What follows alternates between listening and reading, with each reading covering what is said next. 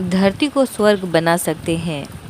इस कविता के माध्यम से कवि दिनकर ने मानवता, समानता और न्याय की महत्वपूर्ण बातें समझाई हैं।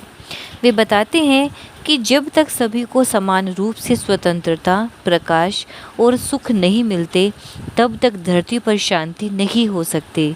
उन्होंने यह भी कहा कि यदि हम सब मिलकर इन मूल्यों का पालन करें तो धरती को स्वर्ग बना सकते हैं। धर्मराज यह भूमि किसी की नहीं कृत है दासी, है जन्मना समान परस्पर इसके सभी निवासी। सबको मुक्त प्रकाश चाहिए, सबको मुक्त समीरण, बाधा रहित विकास, मुक्त आशंकाओं से जीवन। अर्थात प्रस्तुत पंक्तियों में कवि रामधारी सिंह दिनकर जी कहते हैं कि यह धरती किसी की खरीदी हुई दासी नहीं है। इस पर जन्म लेने वाले सभी एक समान हैं। उन सभी को खुला आसमान चाहिए जिससे वे धूप और चांदनी सभी का समान आनंद ले सके। कवि कहते हैं कि सभी को विकास का अवसर मिलना चाहिए और किसी प्रकार की बाधा उसके विकास को न रोके और न ही किसी के मन में किसी के लिए कोई संदेह नहीं होगा। कवि का कहना है कि इस धरती को स्वर्ग बनाने के लिए यही एकमात्र तरीका है। धरती, आसमान, हवा सब के लिए एक समान है और उन पर सबका समान अधिकार है। लेकिन विघ्न अनेक अभी इस पथ पर अड़े हुए हैं।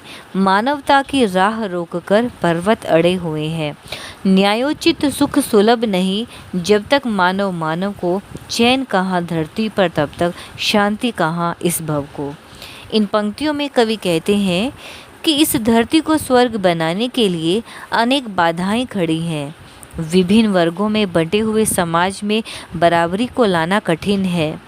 सभी को न्यायपूर्ण सुख प्राप्त नहीं हो सकता है। जब तक मनुष्य को न्याय रूपी सुख नहीं मिलेगा, तब तक उसे चैन नहीं आएगा। अतः कवि ऐसा संसार बनाना चाहते हैं जहाँ सभी को न्यायोचित सुख के साथ चैन और शांति मिले। जब तक मनुज का यह सुख भाग नहीं सम होगा, शमित न होगा कोलाहल, संघर्ष नहीं कम होगा। उसे भूल वह फंसा परस्पर की शंका में, भय में, लगा हुआ केवल अपने में और भोग संचय में। अर्थात कवि का मानना है कि जब तक जीवन में समता का सुख नहीं होगा, तब तक मनुष्य के मन में असंतोष रहेगा और असंतोष के कारण अशांति बनी रहेगी। अन्याय के विरुद्ध मानवता का आंदोलन का शोर तब तक कम नहीं होगा जब तक प्रकृति के साधन सबको समान रूप से नहीं मिल जाते। समाज में एक दूसरे पर भी संदेह करते हैं, स्वार्थी भावना लाते हैं। अतः इसी भावना के कारण मनुष्य लालचवश भोग और संचय में लगा हुआ है। प्रभु के दिए हुए सुख इतने हैं विकीर्ण धरती पर, भोग सके जो उन्हें जगत में कहाँ अभी इतने नर। सब हो सकते तुष्ट, एक साथ सब सुख पा सकते हैं, चाहे तो पल में धरती को स्वर्ग बना सकते हैं। कवि का कहना है कि ईश्वर ने मनुष्य को अनेक प्रकार के सुख दिए हैं। वन, पर्वत, नदियाँ, धरती, सोना उलगने वाली कृषि भूमि, सोना, चांदी, जल, मिट्टी, पेड़ पौधे, किसी भी साधन की धरती पर कमी नहीं है। धरती पर प्रचुर मात्रा में सुख के साधन है। मनुष्य स्वार्थ रहित होकर यदि इन सुखों को समतापूर्वक भोगे तो सबको सुख भी प्राप्त होगा और सभी संतुष्ट भी रहेंगे। अतः यह धरती स्वर्ग के समान सुंदर बन जाएगी। यहाँ भी वही सुख प्राप्त होंगे जो स्वर्ग में प्राप्त होते हैं। तो स्वर्ग बना सकते हैं कविता का केंद्रीय भाव या मूल भाव इस प्रकार है। स्वर्ग बना सकते हैं कविता श्री रामधारी सिंह दिनकर जी द्वारा लिखी गई एक प्रसिद्ध कविता है। प्रस्तुत कविता में उन्होंने अपने देश की तुलना स्वर्ग से की है। कवि का मानना है कि हम सभी का जन्म समान रूप से हुआ है। ईश्वर ने हमें समान रूप से बनाया है और साथ यह धरती, हवा, प्रकाश आदि का उपयोग करने के लिए दिया है। परंतु कुछ मनुष्यों के लोभवश उन पर कब्जा जमा लिया है और समाज में अन्याय को जन्म दिया है।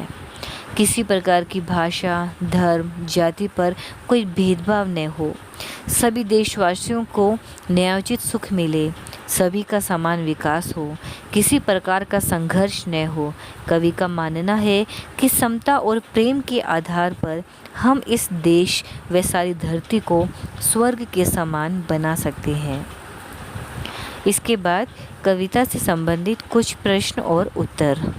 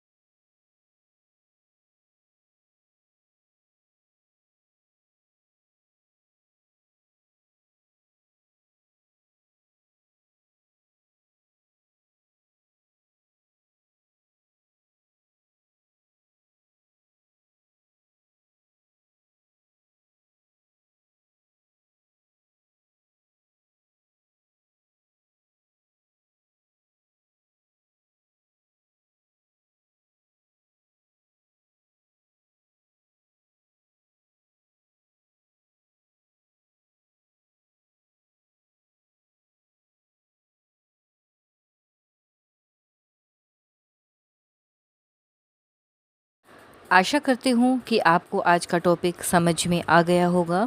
वीडियो को लाइक ज़रूर करें और चैनल को सब्सक्राइब करना न भूलें। मिलते हैं अगली वीडियो में। धन्यवाद।